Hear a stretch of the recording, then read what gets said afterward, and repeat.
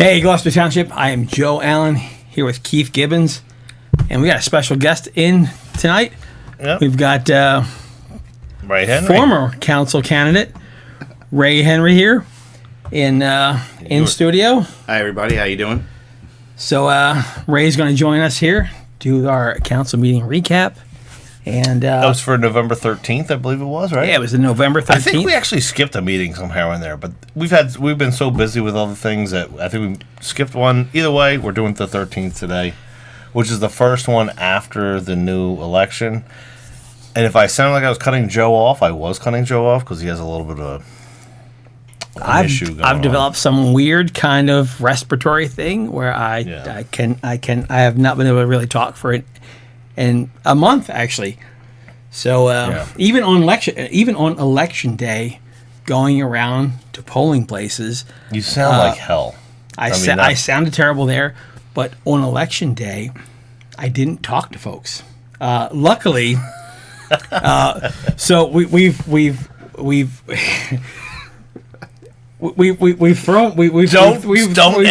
some stuff at Ray here because on previous podcasts, well, for two reasons here. Ray's been here twice, and when Ray's here, the equipment fails, so it's probably not working right now.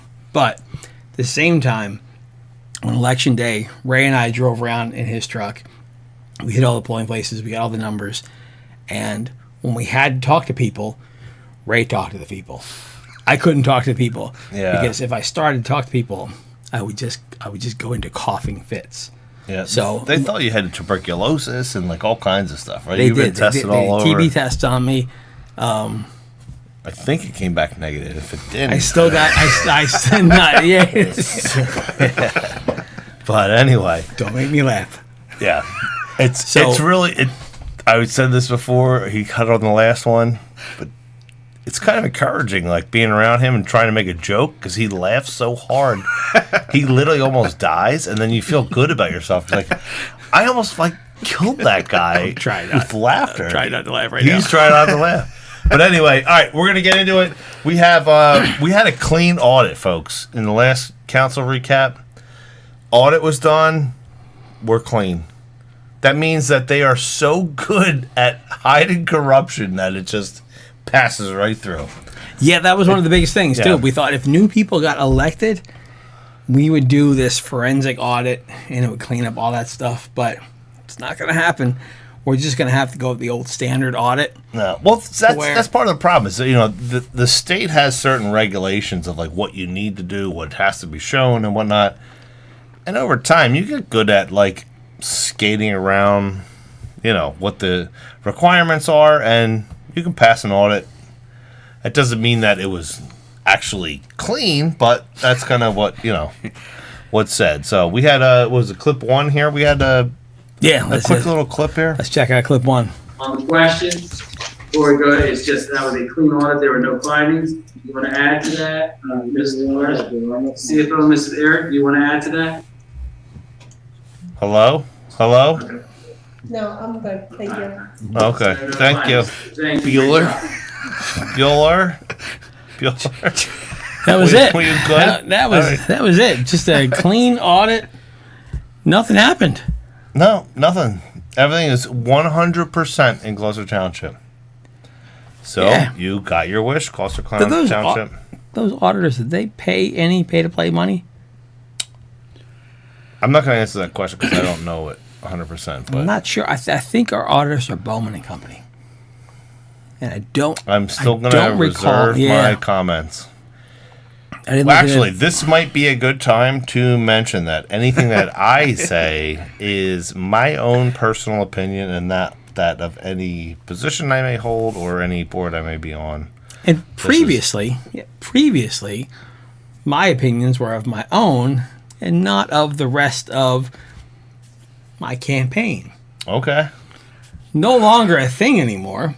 Oh, so these are all your opinions that you'll be saying. Ray and I, we can say whatever we want. Okay. So you're not part of any campaign or political party or anything? We have no plans on running ever again. Okay. So Ray and I could say whatever we want. Let the bridges we burn light our way. Yeah. Maybe. We can do whatever we want now, and it's that's right. it. Understood. Yeah. So GT. Does that feel like? Is that like a weight off your shoulders? Like, what do you? What do you feel about the that? best representation of that? Clock's not running either, by the way. Was a text message that I got from Joe D'Amico, and it said retirement feels good. Yeah. And it was a now Joe's run what? 3 times? Joe ran for council, for mayor, and then for council again. And then Joe sent us a picture, and it was all of our election signs in his trash can, and he said, "Boys, retirement feels good." And that was the sentiment going into this election. But we will, on the next podcast, on the Inside We're going to GT, expand on that. on the Inside GT date, Talk at a later podcast date, that's right? coming up right after Okay. this one. We'll do the whole election recap, and that's why we got Ray here. All right, so Ray, sit tight we will until go then, into it. or not sit tight. You can Well, still jump in. Comment on the But- videos coming up here. Well, we were texting during the council meeting, Yeah, and well, it was what I'm saying though is what Joe's saying, I guess, is open up at the next one. We got a couple things to recap just for the public here, where we're going over, Yeah, we'll go through a recap. what here. happened at the meeting. But let's recap all of our feelings on the next So- one. I have feelings myself. I know you guys have feelings. We had and, we had a resolution here for filming in GT. That's true. So wait, hold on. So this happened on council meetings are on Mondays, right? Tuesday morning, this passed with flying colors, right? Tuesday morning, there's an alert like, "Hey, Gloucester Township sent out a video," and you're like, "Oh, well, what's the video?" And you click on it, and it's, "Oh, we're filming a movie in Gloucester." Somehow, over the course of 8 hours that happened. Daylight happened to film this video. I wish I had taken clips of the video that they put out. I don't know. There's apparently some kind of like it's like a talk show, not a talk show, a They're like reality real estate show. agents or something. Yeah, real estate agents.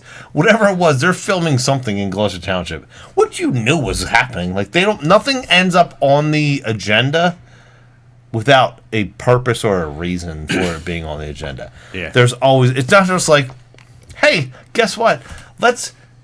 We should open it up to like motion pictures to be able to film here. And then like hope that motion pictures end up here. No.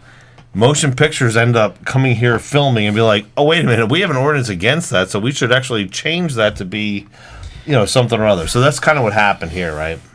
We had So let's go and do clip 2. A resident had some questions about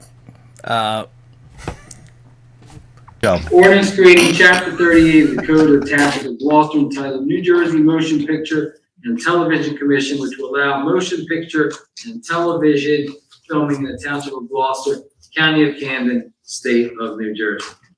Are you going to post it, the minimum wage rights and employees' rights? Because anyone could become an employee without making an application if they wind up on any type of film or audio recording. So yeah, so that anybody could possibly become an employee, according to Ms. Smithman there. She has a point, but the Township of Gloucester is not an employer here. They're just allowing it to be filmed here, so they're not the employer. I mean, filming rules in general are kind of like you can film anywhere in public, and there's no expectation of privacy or anything. So you don't have to get the sign off from every single person that you film in public. No. As far as I know. I mean, at least from when we get into like the First Amendment audit kind of videos, there's really no expectation of privacy in public. So if they're filming in public parks, which I saw the video that they posted, I think yesterday, and they were filming. So she included the Merchantville, right? She used the example of Merchantville in her thing. Not that you guys saw, but if you were to watch the entire clip, Merchantville must have been the one that was filming for, say, a commercial for the township. And because they're the ones that are filming, they must have put out this, hey, you're now an employee of the film. Gloucester Township in this scenario is literally just saying, you have the right to film. We don't need any money from you, or whatever the case is.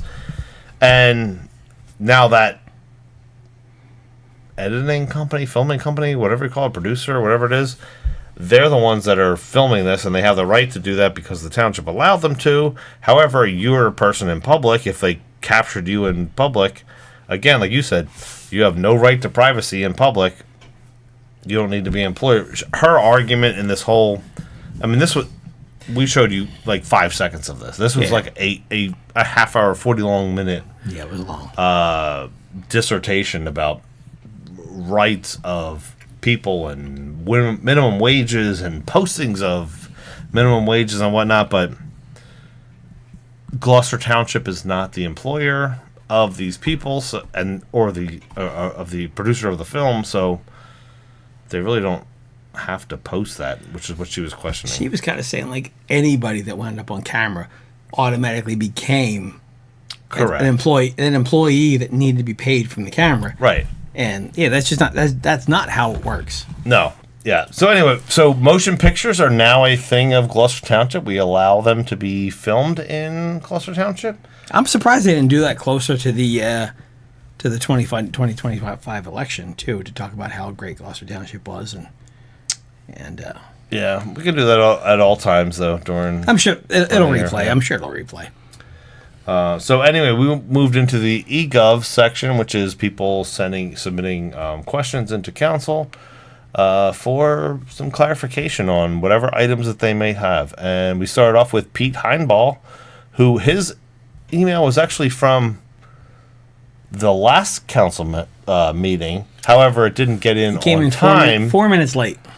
It came in 4 minutes late, which there was a decision made to not read that. But his question was late because the township, I don't want to say intentionally, but they cut off portion of the bill list online, so you couldn't read it. So he couldn't submit his question until they actually published it correctly. So his request was submitted late because of the township's actions, and it was then read the following meeting. So so let's check out Pete's clip. We can do clip 3. Can you please update the public with the dollar savings that have been achieved to date from the dissolution and merger of the GTMUA? Mr. Carter, that is a continuing subject matter, and just those costs, has there been an analysis or any type of? No. Okay. In fact, we're still waiting for the Social Security Administration to approve the dissolution of the authority and creation of the utility, and that is so that the Division of Pensions will recognize those individuals that were in the separate unit. It will then become part of Gloucester Township. Where's our word salad? I'm very disappointed. I'm getting word salad here, and I don't even have dressing on it. Yeah, that's basically what we have from our Beetlejuice character. We can't go to Beetlejuice without. What are you doing? Nothing. Me? Just hanging around. Now Ray and I, we will talk. Will talk about this in the next podcast. But Ray and I got to speak with Beetlejuice in person, and we'll go into the next podcast. Definitely check out the Inside GT Talk podcast that's coming up after this one. We will go into it. Basically, it's there's nothing going on. It was literally said it's an ongoing thing. Yet no S, right? It's no S is an ongoing thing. We're asking, what do you think you've saved so far? When the whole procedure was put into place to say, hey, we're going to be taking over, the MUA is going to be dissolved, taken in-house. They said, what kind of cost savings? The answer was literally like, we hope it's a lot. Yeah, well, guess what? I hope I'm going to win the lottery. Yeah, Like, we what- don't know. What do you? What does that mean? Basically, We all hope they it's know, a lot. all Okay, they- well, where are we at? And their answer is like, well, it's an ongoing thing, so All- we're not going to clarify it. all they know is they saved their ass this year for the election. Right. We know. Well, yeah, exactly. We know we saved the election for ourselves to be like, yeah, no tax increase for you guys because we robbed $6 million And it from worked. over here. It absolutely worked. It worked. 100%. 100% worked. So we have no idea what dissolving the MUA and taking $6 million from their surplus and saving their asses during this whole thing. We have no idea what it saved, but we know that it saved their election. Yeah, that's it. But we don't have any numbers yet. So and Pete Heimbaugh asked. Don't expect any either because they're not keeping track it's of it. not going to happen. Because it's an ongoing thing. So And so the previous was October 22nd, I think it was, meeting was the whole First Amendment thing. yeah, Where- there's a few. Yeah. It was the week that the rabble rouser came in. He put some stuff on some cars, and Denise Coyne emailed about it, but they lost her emails. Right. So what? Yeah, exactly. What had happened is it was what you had just said. I'm completely screwing this up here. But, oh, Yeah, it's still happening. it's still happening. You're still still messing happening. it up for me. But no, I'm still there. we had 3 different First Amendment violation emails that were put out. Patrick Duff had showed up, proving the point. Like, hey, I'm going to put these on cars. You said it at council meeting, the council president, that you were going to have police out in the parking lot checking to see if we are doing anything wrong, because someone named Giselle Brown emailed saying that she did not feel safe, and somehow you took her not feeling safe to trump our First Amendment rights, right? That's basically what it came down to. That's pretty much what it came down to. Denise kind of followed it up with a summary email that happened during that meeting, and That email was lost, though. That email, they not to never cut you got it. off, Yeah, so trying to cut they never got the email, and then so immediately right afterwards, I submitted an OPA request. I do that type of work for a living. yeah. And I knew that the system that they had, spam filter wise, was Mimecast. I knew that they were on Office 365. I knew exactly what to ask for logs, and I asked for the logs for all the emails coming in Yep. to from the eGov system. I asked for all the emails, all the logs coming in, and it took, what was it, 2 days ago? Maybe 3 days ago. Yeah, it was a few days ago, but we got They the response finally- back. They finally got. I think I got the response on Tuesday, the day after the council meeting, of all the email logs that came in. Now, even though they redacted the email addresses like they're not supposed to do, they did provide all of the information. What we found out was Basically, what we did was prove that they intentionally hid this email, right? the emails did come They in. received the email, Yeah. and they said, "No, we never get it." So the night of that Yeah. meeting, Denise was hot. Denise was pissed. She said, "You did not read my email, eGov, that I followed your rules. That your rules said that I needed to be in by 12 noon. They were not in, and here it is. We have proof from them through an OPA request that the email was received at that. Their voice said that they were 12:04 was the time that they had checked it, and it wasn't in by then. We have no idea where it came from. I had recorded in the clerk's office at the end of the meeting because there was a whole scuttlebutt about this. But basically it proves that they lied about this, saying they didn't receive it. And what do we have as a recourse around this? Not we, me or you or anything, but we as citizens, we have no recourse to go about holding them accountable to this. Other than we can just expose this to everyone else that they're liars. They lied, bold-faced lie about this, right? Yeah, so they held this all back conveniently the council meeting before the election. Yeah. When the whole First Amendment thing came up, they held it back and said, We didn't get it. Well, in And then, retrospect, after not the that election- would have mattered. However, it doesn't matter that it would have mattered or not. It's that you're not supposed to be doing this. You, under your rules, under No, the rules, you're supposed to be releasing it.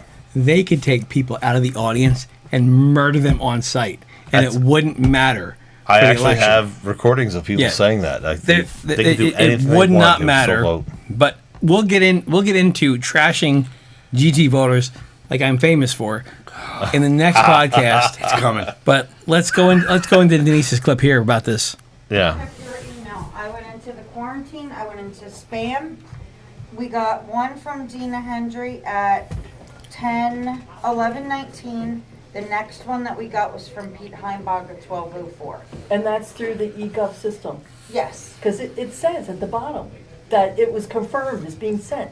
Well, I'm telling you what I got, and I think all of you can vouch for. I'm straightforward.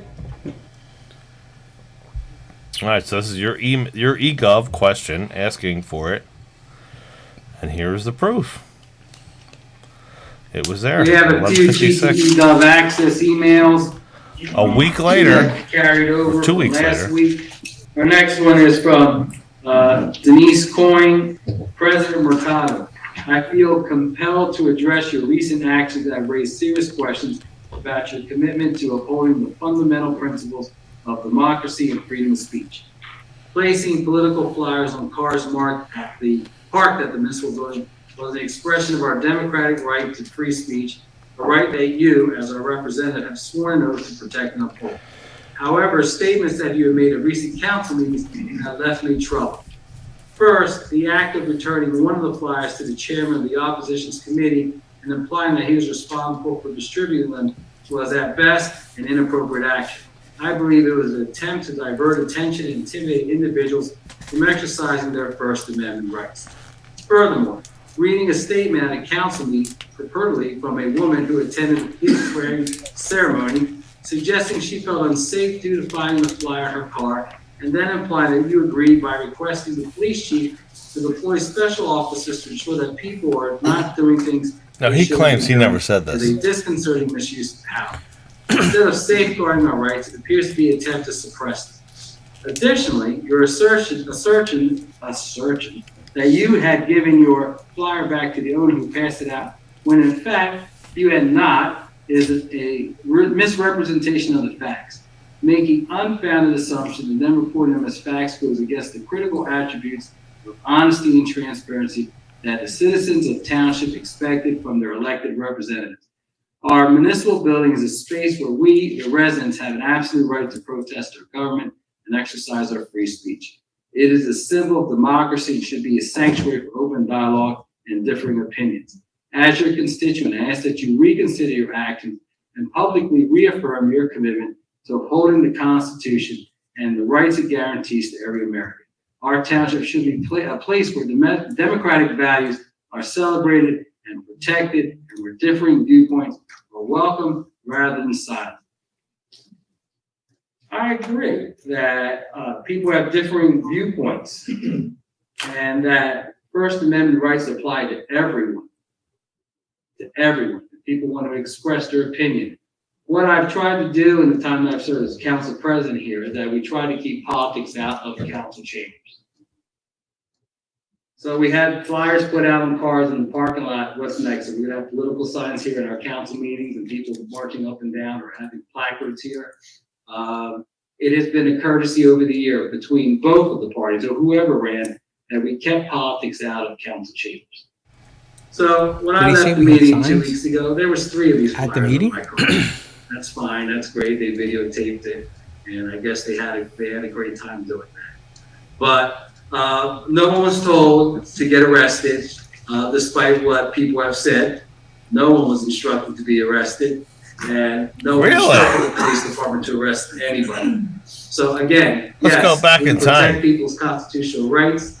I asked the chief that maybe when there are events that are out there, that maybe we have our special officers go through the parking lot and just make sure that people are not doing things they shouldn't be doing. So, yes, sir. So doing things they shouldn't be doing, we're putting flyers on cars, which everybody kind of agreed was actually okay because it's a First Amendment right. But then he goes and said, I had police officers out there making sure they weren't doing those things. But then in that meeting, he said, I wasn't saying that you couldn't do those things. There's so much to unpack there that it's mind-boggling. That's He's literally lying through his teeth that he never asked that. That's why I put that clip afterwards to say, no, you literally, here's you saying exactly what you just said that you didn't say. Because you love gaslighting people that you didn't do something. Here's the proof of you doing it right here, saying, this is what caused, 3 different videos of Denise and I going out in front of the building. And then for to say the council chambers and the municipal building is not where you're supposed to be bringing up politics. That's literally the only place in town that you should be bringing your grievance with your government. You know what I mean? Yes, you go there and protest your government. Are you kidding me? Are you kidding? It's insane. The man is absolutely. I can't even. That's like him saying to me that the one meeting was going to be a fun 6 months. Knowing that I was the opposition.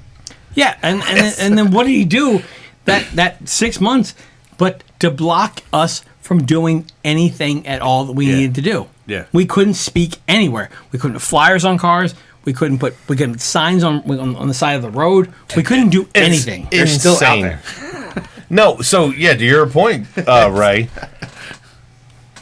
and we can get into this deeper, I guess, in another podcast. But Inside they literally have deeper. Every single advantage that you could possibly have, and yet they use every one of them, and they will put their foot on your neck. Yes, until you die. Yes, it's literally every rule. They make every rule. They enforce every rule, and they will kill you. Yes, if you try to use any bit of your rule whatsoever. Yes, that or any bit of your right whatsoever. Yeah. They will try to silence you. They're like it's insane. They're like playing a game with a little kid. When you start to win, they're like, oh, well, no, you can't do that. And they start changing the rules of the game. Yeah, the rules change. The rules change. Goalposts changed. Yep. Yeah. Yep. The Public Works, both of you can tell me. Public Works, it was priority number 1 prior to election day to get every sign off of the side of the street. And I can tell you, every person in Gloucester Township can attest to this. They saw signs go up and then signs be gone. After the election, what happened? Trash overflow. Those signs are still in place. Signs that you saw there and then disappear, and then reappear, and then disappear, and then reappear. Yep. Our signs. What happens? Somehow magically they won the election, they are all still in place. Yeah. But yet the ordinance says that they're supposed to pick it up, and they'll tell you that top priority today is. I have the right to pick up those signs. You're right. You're 100% right. You do. But why is that priority number 1? And why is it that after the election, it's priority number 87? Yeah. Oh, I'm sorry. Because you already won using all of your other. Oh. Yeah. They piss me off so bad. Next podcast, Inside GT Talk, we got to talk all about election day experience. Yeah, we will. Let's go straight. Let's bounce through this. Yeah, let's get through this. Come on. What Dina asked questions about housing and school study done. This was through an eGov, right? I think she asked this one. Let's go. She wasn't at the meeting. 5. She did an eGov because I think she made the meeting either late or yeah. I noticed on the agenda there's the talk of the possibility of construction of 158 new houses that'll be a mix of single family and townhomes. I can only imagine the council has already given thought about the significant impacts of these developments to our overcrowded schools and roads within this township. These impacts largely depend on several factors, including the size of new households, the demographics of the residents, and the local infrastructure. can you confirm that a study or survey was completed? And if what, so by who? Also, if a study was done, can you confirm the findings that would support that this new development being okay to go forward? Studies that are done in order to add housing that she's talking about and to add, the impact to the schools, they're not required through the state. So if it's a whole funny thing if you actually look at how it all works, right? Like to approve all the housing, you do not need to do a study of the impact to the schools. However, the reality of it is that that approvement impacts the schools. Council is able to be like, I have nothing to do with that. That's zoning. So I'm going to point my finger that direction. You need to follow, them. And then if you go to council will be like, oh no. So they, and it's the Spider-Man. It's this way. It's the Spider-Man. That's who's supposed to be responsible. So this came up, I think, because there's new housing development being proposed for across the street from Ann Mullen. Ann Mullen, yeah. And it was an R1, one residents per acre, and somehow all of a sudden now there's whatever it was, 6 houses per acre. It's townhouses put in there, and you're like, oh, okay. Okay, so that was supposed to be 28 houses, and now you're putting 300 or whatever the number was. How that happened? And you're like, oh well, that's zoning. Again, pointing the finger at somebody else. However, everyone on that zoning board, if you tied all the people back, so that's my cousin, that's my neighbor, that's my wife, that's my whatever. Oh yeah. That's true. But I'm able to point the finger and say it's someone else. But yet when you do the graph of who all these people are, it's the same group of people. It's all one club. I guess that response was... And guess what, Ray? You're not in that club. So you have no say in it. And guess what? You, Joe Citizen, you have no say in it. You're not in that club. Deal with it. Clip 6? All right, clip 6. So this was a subdivision that goes back to approval of 2022, final subdivision on 2023. They went in front of the zoning board. That is vetted through the zoning board. That information as regards to traffic studies and impacts, the school was provided to planning and zoning board. It does not come to council. Those 158 homes will be located across the street from Ann Mullen Middle School on Sicklerville Road. So I keep hearing from, mostly from Orlando, that our schools I keep hearing from residents that we keep adding more students to our schools. And that's a problem. And then I keep hearing from Orlando, who works in our school system, no, our schools are not overcrowded. So I really don't know what's the true answer. I mean, are our schools overcrowded, or are they I don't know. Again, I'm speaking from my personal opinion and not that of any board and position that I may hold. But from my personal opinion, we are getting very crowded. We are, because of the number of students that we have, because of the needs of students that we have, we need to add additional support, for students, and space is getting limited, and we are very close to needing to spend millions and millions of dollars in order to house additional people. Yet again, this is not a requirement of the state to approve houses to be built. Right. So who's responsible for this? There's no responsible party. It's conveniently made a non-issue, if you will, because the schools aren't required in the approving of the houses. The houses aren't required to be approved because of the state's requirements to see that you need to do a study of how it's going to impact the schools, the zoning board doesn't need to vote on it because of the results that are not required by the state. Then the council's not it's everyone is able to do this. It's everyone points in another direction. It's the taxpayer's responsibility at the end of the day to make sure that it happens. And when it comes down to it, the taxpayer is going to have to pay for a new school to be built because that's what the end result is. However, there's nothing ahead of that says this is the impact that this development is going to make, and when you approve this many houses in this area here. And that doesn't include the Howard Johnson. Well, Howard Johnson. We got people at the Howard Johnson going to school here? Yeah, there's residents that live in there. That's minimal compared when you're talking about putting hundreds of houses in across Manmole and So, something that was I mean, zoned R1. Consistently, what I've heard over the years is I've heard people complain about the housing developments that are apartments or condos where we've got a lot of people in a small area, and they come in, and the first thing the residents say are, "Look, our schools are overcrowded." And then the answer that I get from council president, who is the HR supervisor, not our problem, is, "Look, we're not overcrowded." So is that what he says? Or that's 100% what he says. Really? Is Okay. Our schools are fine, and I hear from our parents, and I hear from our Board of Ed members throughout the years that. So the person that resources humans, they're responsible for.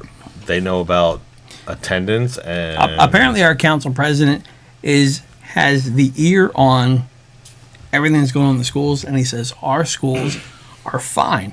We're not overcrowded. We can definitely afford more high density housing to come in.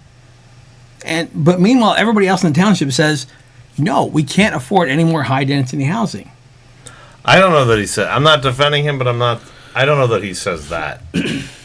No, he's 100% said that our schools are not overcrowded. We can go back years. I will agree with that, though. We can go back years that there were that many, when you look at just strictly a number of students.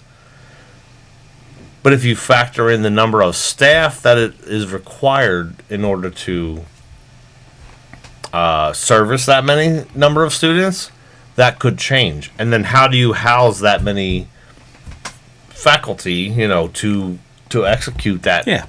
It's a little bit different of a ball game. You can't compare apples to apples when you're comparing years to years. You don't know what students are there. Like one student that could have had some sort of special needs that needed more staff than normal has progressed through the system to now not necessitate X, Y, and Z. You know what I mean? Like there's things that you have to factor. It's not like a black and white line. You know what I mean? Yeah. So you can't factor that. However,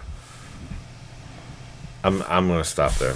Well, no, I mean, so you being on the Board of Education, you're in a much tougher position for all this because we're getting what the people are saying, and then we're getting what someone that works for the school system saying, and there's a discrepancy there. But I don't know. I mean, it's tough when we're not really getting the answers. But I don't know. As someone that doesn't have people, someone that doesn't have children in the system, I don't know. It's tough to comment on. But I'm hearing both sides, and I'm gonna die. From an outsider, it's just something that it's something that I don't know a whole lot about. I don't have a big interest in the school systems. I'm not saying anything for a reason. I'm just staying quiet as a response, but I hear you. So I appreciate your thought around it, and So, I mean, I've heard arguments from both sides, and I honestly don't know what's right. I don't know what's actually true. What's not right though is cobblestone across Manmole. So we got Not just Cobblestone- the high density house, or not high density, but more than was actually in the master plan for across from Ann Mullen. Right next to it, we also have a what are they called? Sober living houses. Right next to Ann Mullen that popped up. Is that what they are? I didn't actually get that. That's what I understood them to be. Sober living homes, which, look, I'm all for. People have made bad decisions, ended up in bad situations, and are trying to make themselves right. And this is happening everywhere in the country is dealing with this, right? Yeah. This is a nationwide epidemic, we'll call it, right? Everyone thinks it should be dealt with somewhere else. Well, somewhere else is in someone else's neighborhood, right? We had people come to our council meetings and express their concern around dealing with this in their neighborhood, right? And it just so happens that this is in Cobblestone, which, if you're familiar with Cobblestone, it's where the mayor lives, right? Everybody, I was gonna say, everybody knows the mayor lives in Cobblestone. Right. Cobblestone's a really nice development. Cobblestone was a development that when I moved back to New Jersey, that I went through, and I actually looked through several houses in Cobblestone. The night before the election, Ray Henry and I were out, and we were dropping some signs around different polling places, and we took a little cruise through Cobblestone, and we're talking about how nice Cobblestone is. But okay, some of these folks from Cobblestone. Did you meet Tawana Swan? We did not. No.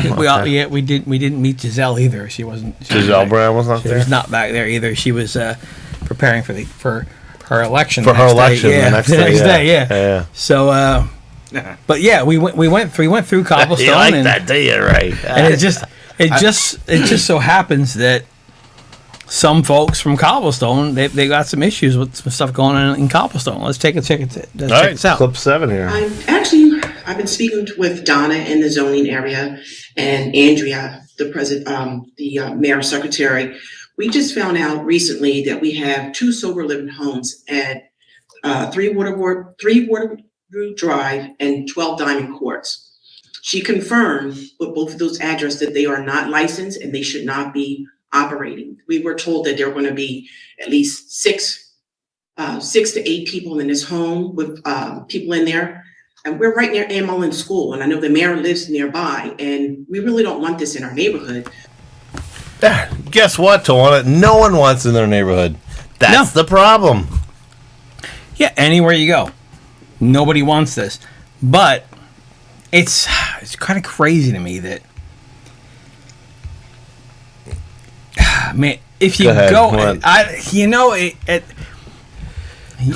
you just look. If this were somebody else complaining about a sober living neighborhood in Brittany Woods, this would be, you would be ridiculed. Oh, I think the words that were used were, I would feel a certain type of way. Is that kind of how? Yeah, if you were to mention this about Brittany Woods, okay, people would attack you.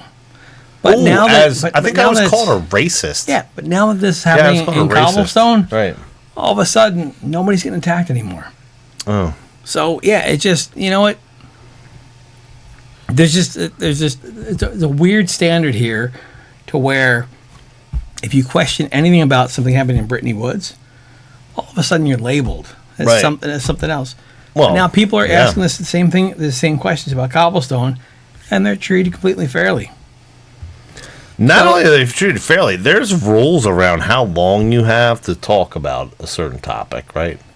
You have 3 minutes during the first public portion, that's around agenda items only, and 5 minutes when it comes to that.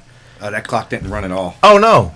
That clock, not even for Miss. So, Ray, if you remember correctly on this particular topic here, 2 people went up, right? And 2 people were allowed 5 minutes. That's not how it works. Like, you don't get to go up and accompany someone else and then also get 5 minutes on top of it, plus an additional 5 minutes on top of the 5 minutes that both of you were supposed to get. So you have 15 minutes to go spill your guts out about it. Now, I'm not saying whatsoever that they don't have a legitimate concern here. Oh, yeah.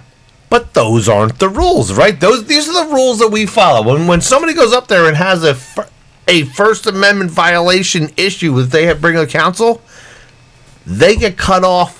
5 minutes, done. Sit your ass down, and that's it. Yeah. When you come up and you have 5 minutes and you have a concern, you're not there all the time holding someone accountable. You're held to a different standard. Yeah. And you're allowed to give 5 minutes. Oh, and you're actually standing up there with another person. They get 5 minutes also. And then on top of it, you also all get as much money as time as you want. He's like Oprah. Whatever you want. You get 5 minutes. You get 5 minutes. You get 5 minutes. Everyone. The neighbor, come on up. Come on up. What's his clip number 8? Let's play him. Yeah, clip number 8. Clip number 8 gets 5 minutes. Some questions too. You get 10 minutes if you want it. Vincent Barnes, addresses 5 Waterview Drive, Sicklerville Road.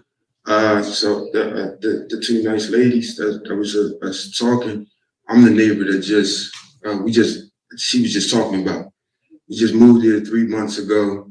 This guy moved in April or August actually. And then he came up to talk. Yeah. And it was so bad. He's now moving. On 11/17, he just decided, I'm out. 11/17. He's like, that's it. I'm out. So the council meeting, we're recapping November 13th. So 5 days after he goes up and speaks to council, he's had it. He's gone. He listed his house for sale. That's how much he's had it with this sober living house. From August to November.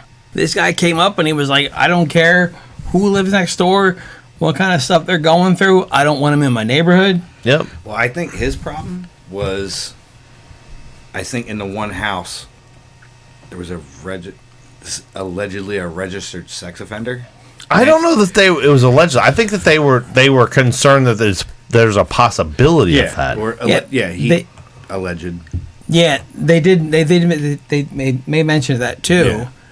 Yeah. But they were talking about alcohol and possibly that too.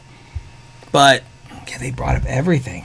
I remember years ago when they were talking about putting apartments on Choose Landing Road, and they're there now by the dog park. Those apartments there. Choose, They were going on, and people said, somebody said, those kind of people. And I remember Dan Hutchison, who is now your state assemblyman.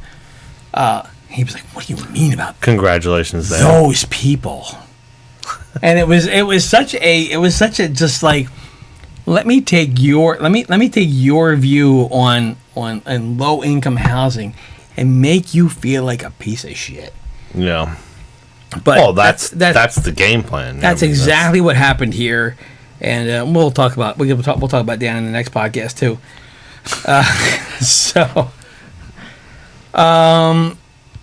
Moving on. Clip 9. Is this the clip? I think I don't know. Yeah, you don't know the numbers here, but this was a random thought that happened.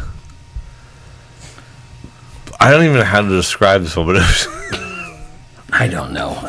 When I see, some people don't say anything, right? Some people just when Smithman goes to the mic and I'm not at the council meeting in person, I go to the kitchen and get a drink. Yeah, but this is Smithman on her stuff. My son is very much like his father when it comes to things like a tight lip. It's sealed about as tight as an amphibian's caboose. I have heard that expression before. I've actually not heard that expression before. But no, I've not. I've never heard that expression before. No, I've heard dolphin's butt. Dolphins? Okay. Yeah, because it's water. Yeah. But I think this is we were actually texting during this, and I was like, is she serious? Yeah, Ray and I we're texting during this. We were both watching from home. I know this one, and she called it amphibian's caboose, and I know it as a frog's. Yeah, frogs. Yeah. Or a dolphin's ass. Hey, I'm not up for election anymore. I can say whatever I want now. I just said, Yeah. Dolphins ass. Yeah, he said it. So that was an interesting clip that came out of. It was Councilman. so random. She's Listen, got some if we stuff, put a man. compilation together of clips that have happened from there, I mean, come on, guys, you could probably have a good half hour of random moments, I guess you can call them like that. We should do that at some point. All right, in so time. Make her a TikTok star. we take Smithman clips, right, and we do a compilation of Smithman clips, and then we do a compilation of Dina clips. Which ones are longer?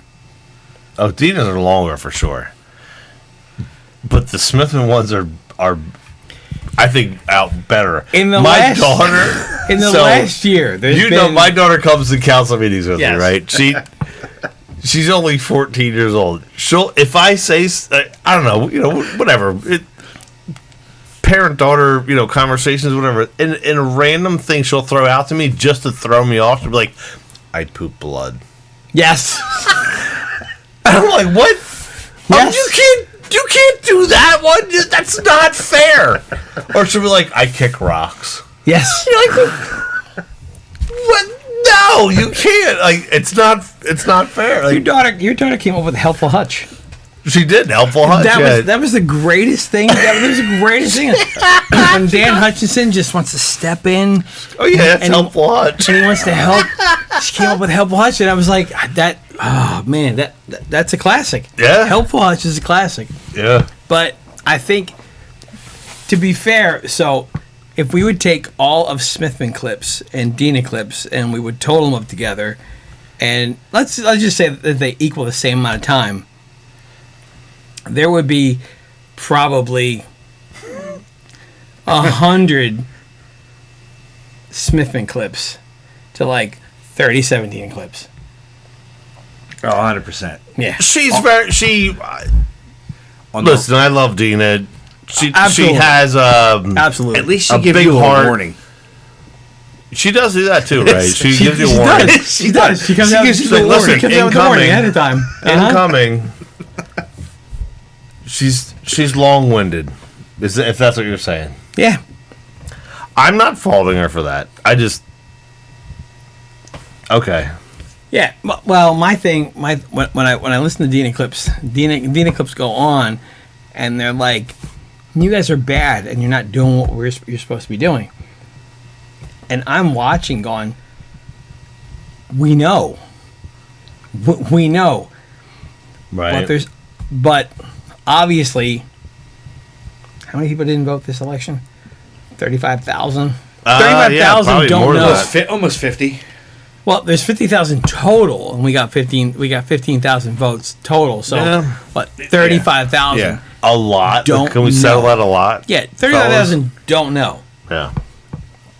Next podcast, Inside GT Talk, we'll go all about the elections. Oh yeah. What we got next? We got. We didn't do the, Brian we Burns. didn't do the. Did we do the Dina clip? Did you play it? I don't know. We didn't play Dina yet. No. All right, hold on. We prepared you for Dina, but here, let's go into Dina. Good evening, Dina Hendry, Somerville. I want to express my heartfelt gratitude as a Got a school board Beetlejuice candidate shirt last on. year and this year.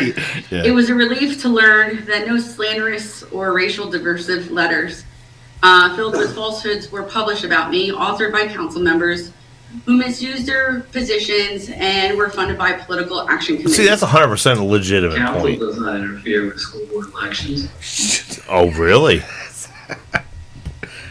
Council wasn't interfering when those are rerunning for office. They're not having it on the same on the flyer. Did council provide any literature for school board as a collective body? No political party did. There's a BS thing there because the current council members that were up for re-election, they get money donated to PACs that support them, and they also get money donated to the EFOs that they're a part of, and then they transfer their money from their EFOs to their PACs, and then the PACs send out mailers that say, "Hey, we love these school board candidates also, but while you're also voting for them, vote for these council members." Right. So it has all the council members on the mailer and the school board candidates. Right. So there's a 100%. An image of that, but it's 100% happens. It's yes. Door hangers. I think that we had a door clip hanger, of it. yeah. It was a door hanger that went out. It was like, Yeah. here's all the council members you need to vote for in column 1 or 2 or whatever. I don't even know what number it is. And then here's the school board candidates. All the way in, there's an arrow all the way over to the to the left or the right, and it's go over here and vote for them. So her point is, council members and school board members are on the same door hanger, but then council president clarifies, and he's not wrong. Don't think that he's wrong. He said council did not put that out, which he's 100% right at. The Democrat Party put that out. Right. But if And you're that's on- who but paid if you're for it. on that committee, Which he's not, so you can't call him out. His son is. Other people are. Whoa, you're falling apart over there. You all right, Joe? Dog gave, yeah. Joe D'Amico, dog gave up. Yeah. But no, so he's 100% right. The semantics, right? Yeah. So his EFO. If you were to donate money to, what was it, Mercado Mignon, at Nash and Walters. If you were to donate money to their EFO, they send the money from their EFO to Citizens for Government Reform. Right. So they take the money that was donated to them and they send it to that PAC. And that PAC sends out a door hanger that says, vote for all of our Democrat candidates. Right. And it has all the council members on there and the school board candidates on there. Which is kind of it's kind of an ethics thing too. Okay, so if you were to do that, right, you could also say, I'm Remington Vernick. I have a hat on, a mask on. I'm Remington Vernick. I donate the legal limit to your EFO. I donate the legal limit to your PAC. I donate the legal limit to your PAC.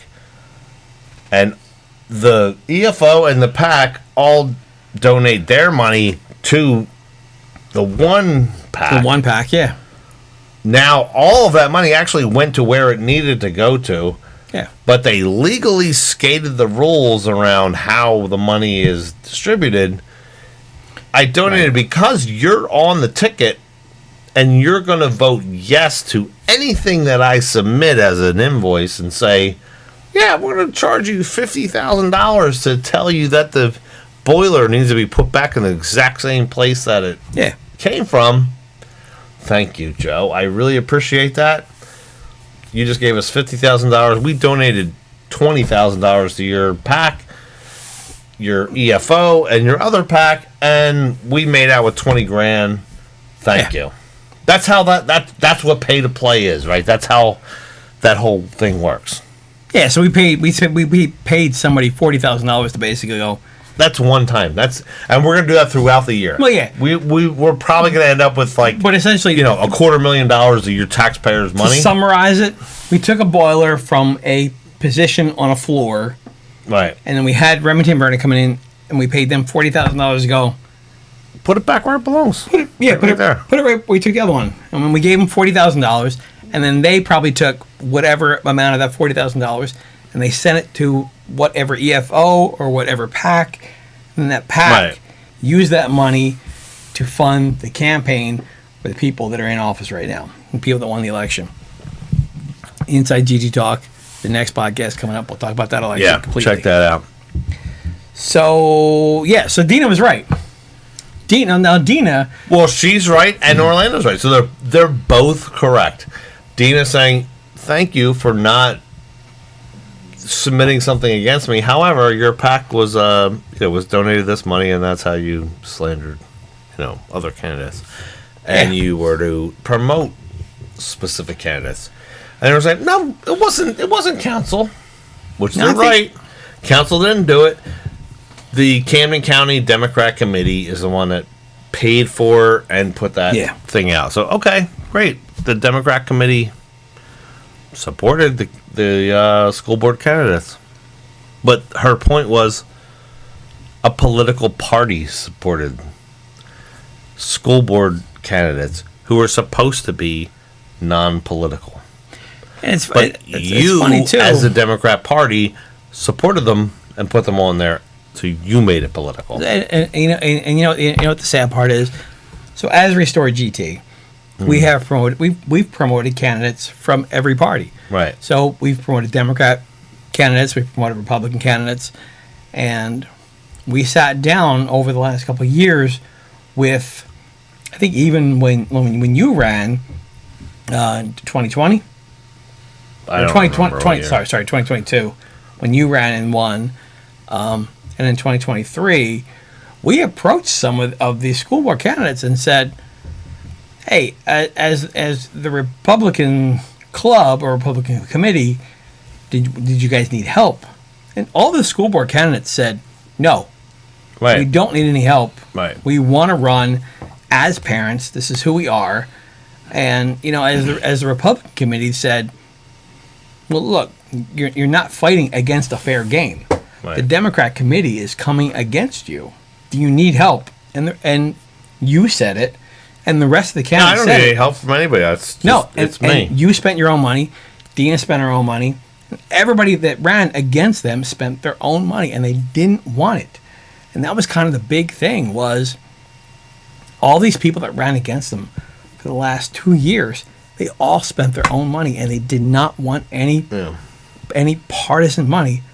But ultimately, the people that won, other than Marianne Johnson, were Democrat-funded campaigns. So, the machine is still winning, other than Marianne, because everybody just loves Marianne. I mean, Yeah. Well, yeah, it was a long. I talked too much there. Yeah, long talking for you there, but no, you're 100% right on it. It's a.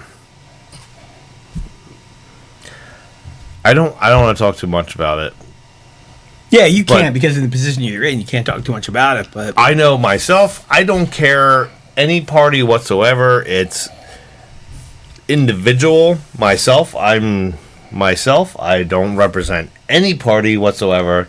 I did not, like you said, I did not want any representation from the Republican Party, who was hoping that I'm with them against the machine, because they know that the machine puts candidates up, this is a perfect example of that.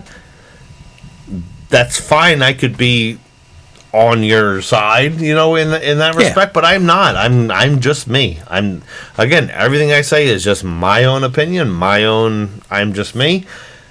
And that's what Dina was saying in this whole clip here, is like, I'm just as me, but you guys went ahead and took it upon yourself as the Democrat committee, but she vocalized that it was council that did that. But it was the Democrat committee that took council candidates and school board candidates, putting them on the same thing, saying these are the people to vote for if you are a Democrat.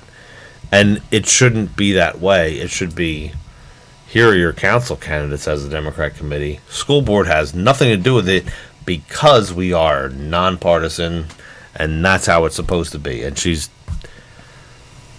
making one argument, they're defending another argument, and whatever. They're not the same thing, but they are the same conversation. I don't know.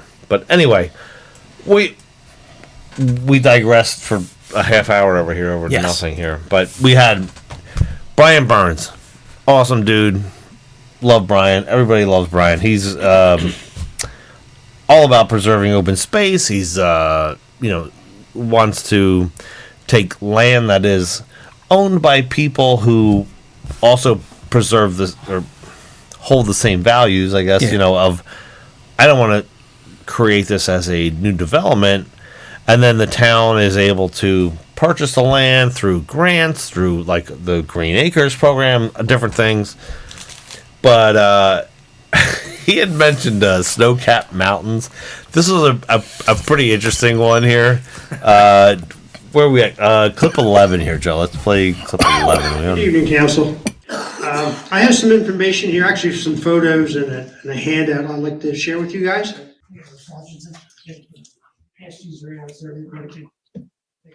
And one of my travels took me to Glacier National Park in Montana, with snow-capped mountains and grizzly bears and mountain goats and bighorn sheep, and just an amazing, amazing part of our country. Obviously, we don't have snow-capped mountains here. I disagree, Brian. We have snow-capped mountains. We have the Poconos.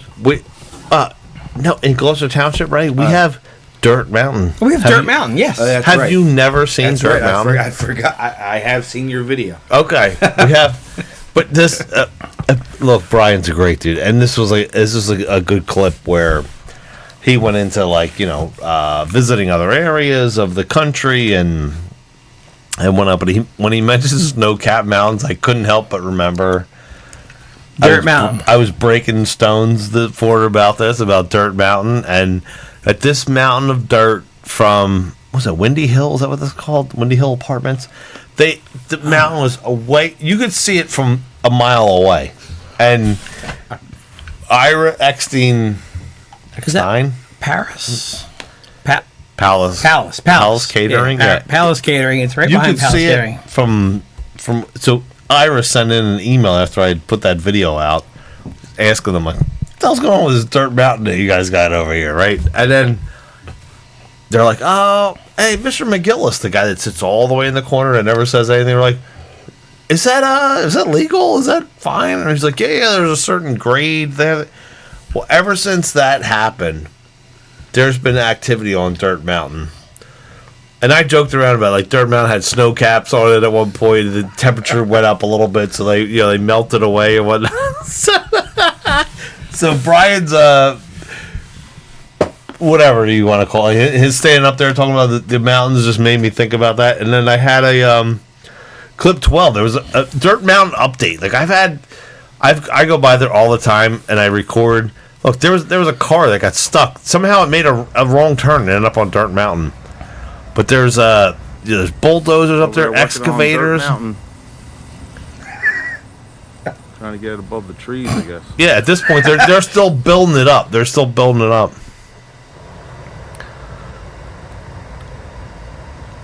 But now they took it and they've started like doing the opposite. Instead of dumping dirt, they're like removing it.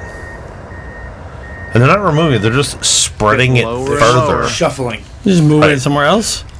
Right, so if you see it, as time goes by. Seems that Dirt Mountain is just about gone over there. Oh, wow, what happened? No, it's not gone. It's just... almost can't see it. You can just barely make it out over top of it. See that? They literally... It's almost as if someone is watching, like, what's going on. And this guy, he's now redoing another road that's going up it. Well, look, we covered...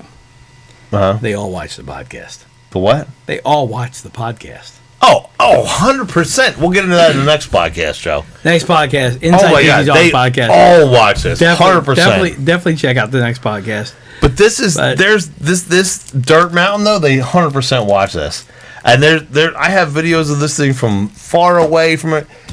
100% have seen this, and they're like, you know what? That fat ugly dude with the long hair is not wrong. They're like, yo, that dude's right. Like, you could see that thing from miles away. You just call yourself the fat ugly dude? Yeah. You're the most popular guy. Until we figured out that my mic hasn't been working for like. Oh yeah, now we figured that out. Now we know. I'm going to be just. He's gonna be the king. But no, like that mountain, you could see it from far, far away, right? And now they're knocking it down. And I think it has to do with, with us, like, reporting on this stuff. But, yeah, that's one thing we got, 13, was it 13 lights? I don't know. Put in over at the... 14 traffic lights because of my video. Yeah, 14 street lights. It was a disaster. Like, dark as anything, yeah. It was like space over there. In 2021, when I was trying to post, well, Ray can tell you there, because he was posting his election signs in front of my election signs. It was dark as hell over there. You were risking your life to put those signs. Yeah. Oh yeah. Oh yeah. Absolutely. Yeah, and that intersection has been dark for years. It is so it's so great to go over. I'm not great, but you know what I'm saying. Like when you go by there now, I don't know if you go by there at all. I go by there all the time because I live near there. You can actually see like what's coming up ahead of you. Like it was bad, real bad. Yeah. So one of the so we got a couple more clips to go here. So Troxel went back on at the end of the meeting, when everybody gets to talk about what. Yeah. Any comments from the final panel statements? So she talked about back in 1873 when she was on council last time that they had a problem back then with people putting, I guess, bringing political stuff into council meetings, and she claims that she drafted some kind of resolution to where you couldn't put political stuff anywhere in that property at all. She's full of it. Yeah, That's so bad. let's check out her clip on this one here. Yes, someone mentioned something about political literature and all that.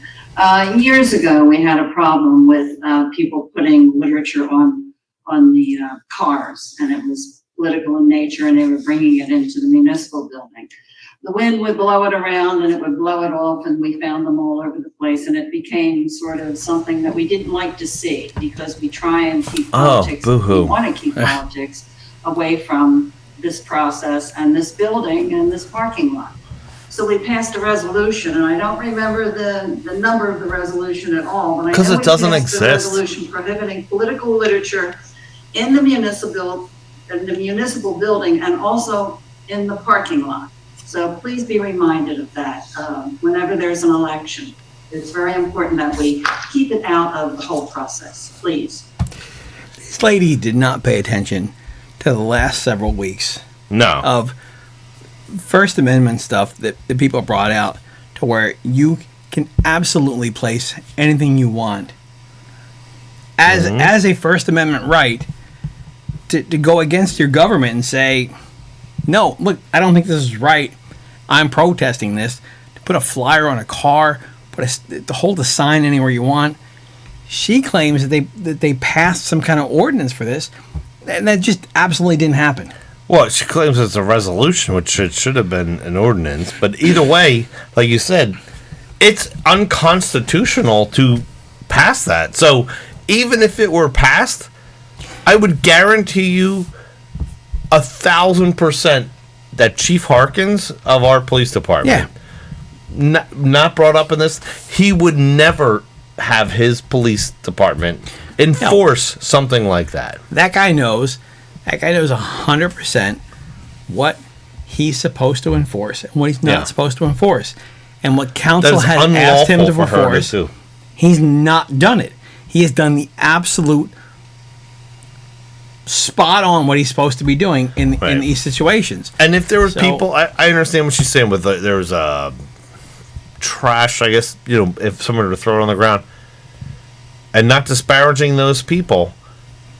If we had people to pick that up, they were hired to do that job. Like that was the reason they were hired, if they had to pick that up. For her to sit there and say that, though, this is where I have a problem with this, though.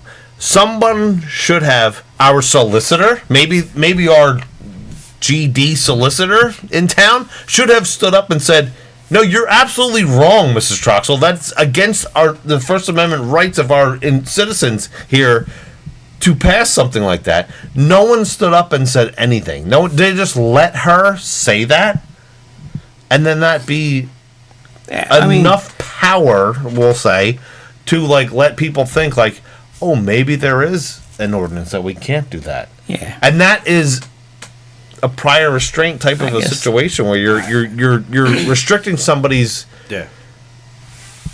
Go ahead, Ray. What are you saying? I was agreeing with you. Yeah, it's a restraint of our rights by nobody standing up and saying you're wrong. I would have thought there's no way we would would have said that. something. Huh? I would have thought that Dan, being the assemblyman-elect, right, there and you a go. lawyer, Yeah. would have stood up and said, exactly, you're or our incorrect. solicitor. 100%. The previous meeting, when Rabble Rouser was there, he said, "Look, I appreciate you for standing up for our First Amendment rights." Right. You would have thought that he would have said, "No, Ms. Troxel, that's not Your something." memory is incorrect. Yeah, and honestly, if I passed an ordinance or a resolution and I was going to make a statement about it, I would make sure I know what I was going to say before I quoted a resolution or an ordinance. Yeah. Even though you can't do a resolution for that, it has to be an ordinance. So It's still, Yeah. no matter what you pass locally, Yeah. it can't It trump can't the trump the Constitution. Constitution, exactly. It's crazy. It's insane that we're sitting here in Gloucester Township talking about this here. Like, it's as large of a township as this is, the amount of videos that we've had to do over a simple council president making a comment to try to stifle our First Amendment rights, then to go to a councilman. I mean, all these different things along the way of these are basic human rights that we have of free speech through our Constitution. Not that they allow us to have them. They're supposed to protect us to, you know what I mean? Like, it's mind-boggling. It really is mind-boggling. And these people get reelected over this. They did. It's next podcast. Yeah, talk about this election. So finally, at the end of the meeting, Council President Orlando Mercado decided that he wanted to. He wanted to thank you guys. I think, right? He wanted to give some thanks to the other candidates that ran. So let's check it out. And I want to thank the individuals that we ran against, Mr. D'Amico, Mr. Allen, Mr. Henry, Mr. Pepper. It takes a lot to put your name on a ballot. Your life is no longer private. And for doing this as long as I've done it and other folks, you tend to develop thick skin. There's a lot of things that are said about you, and you just continue to move forward. It's a weird thing running against people and trying to do it in a clean way, knowing that you're not fighting against not fighting a clean battle. But we'll talk about that in the next podcast. Yeah, I don't mean to seem disconnected. I'm waiting. I'm not going to comment. Yeah, next podcast. But one final clip though. A friend of mine does a podcast called the Any Good That I May Do podcast. And he has a clip that he starts his podcast off. And I kind of wanted to, it just was a thing that stuck with me. I thought it was great. Like, you shared it with me, and I agree with it. Yeah, I agree. There's many people in friends and family that and they're like, oh, what are you doing? Why are you getting involved in this stuff? Yeah. Why are you stressing over this stuff? Why are you doing all this? And I thought back, my friend that does this podcast, Any Good That I May Do podcast, his name is Neil Armstrong. Really? Not the guy that went to the moon. Yeah, he lives in Nova Scotia. Better the moon, this guy. He lives in Nova Scotia, Canada, and I got a shout out to Neil Armstrong. But in the intro to his clip, and I forget what podcast this came from, but it's a great clip that kind of just it resonates with me with kind of why we do what we do. Yeah, no, I agree with it. So let's check this clip out. A human impact is the purpose of a man's life, because someday you will die, you will be dust, your money will be frittered away and taken through taxes and all kinds of things, your property will be divvied up, your everything you've cared for in your life will be taken away. The only thing that endures is the future generations who are fundamentally altered because of your existence on this planet. That is the purpose of a man's life. Yeah, and that human impact is... That's exactly what this is. There has been, and it was brought up during our campaign, and it's been asked of you and I, like, what are you doing? Mm-hmm. Why are you doing this? The four of us that ran in this campaign, none of us wanted to be councilmen, but we did want to represent our neighbors. We didn't want this for any kind of political gain. We just wanted to help people out. We wanted to make an impact in the community. And that's part of it's not only how you said, how'd you say it? You said we ran for what? It's not for power, I guess is what I'm saying. Like the people that were, and I shouldn't say all the people because I only know of 2 of the people like you had brought up before. But 2 of the people are running strictly for power. It's all about ego, power, like over having some sort of a leg up on everyone else, and you're doing it for the exact opposite reason. Like, I want to give the power back to the people, and you're there to I honestly be the voice of the people, and it's almost the exact opposite of what you see there that you want to run against, where they're saying, I'm the power, you're going to do as I'm told. The police are going to go, investigate you in the parking lot. You're not allowed to put those flyers out there. And it's a complete opposite of what you're running for. It's literally the opposite. I ran for a few folks in 2018 that basically begged to not raise their taxes. Yeah. That was pretty much it. Right. That's how you got involved. You are. I've been meaning to talk to you about that. We better switch over to Ray because you're you're so bad at it that Ray's actually better at this right now. That's kind of the same thing though, Ray, right? You're running. Well, go ahead. What did you run on? It was to represent other people, right? Honestly, I put it out on Facebook. Like, I guess I got trolled by a few people, and I had enough. And I was just like, look, I don't even pay taxes.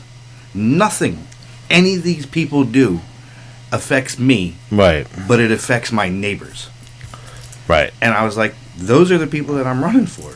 And people are, and then it became a whole thing. And why don't you pay taxes? How did you make that happen? Right. Well, I don't know. I fought for the damn country. How about that? I got blown up a few times. Yeah.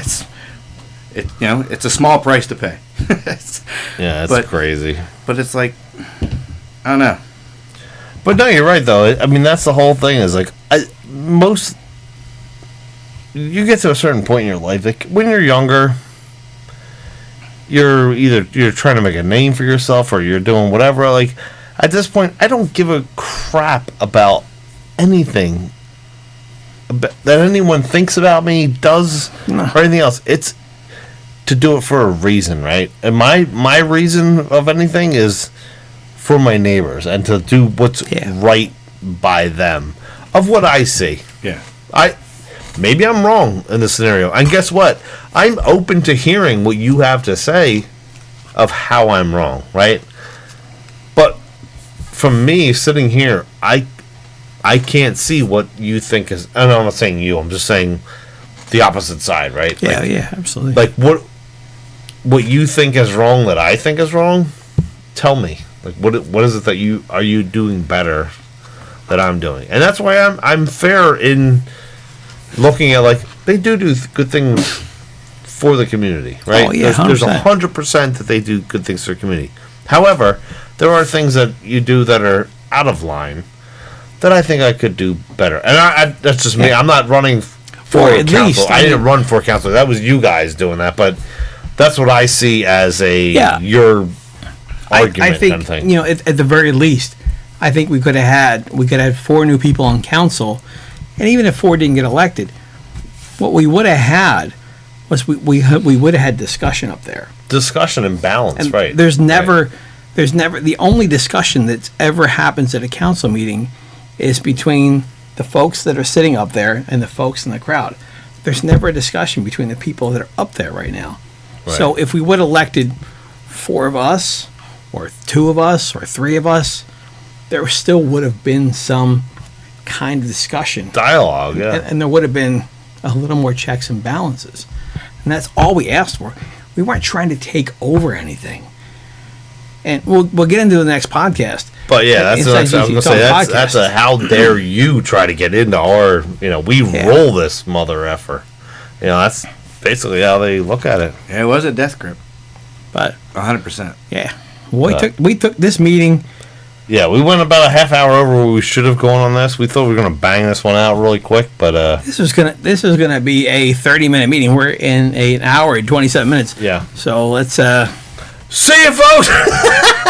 Hey, subscribe to this podcast, please. Yeah, subscribe. Hit the notification buttons. We don't want Joe talking, so we'll clip over to Ray. We'll say bye to Ray real quick. We'll see you guys later. Thanks for tuning in. See y'all.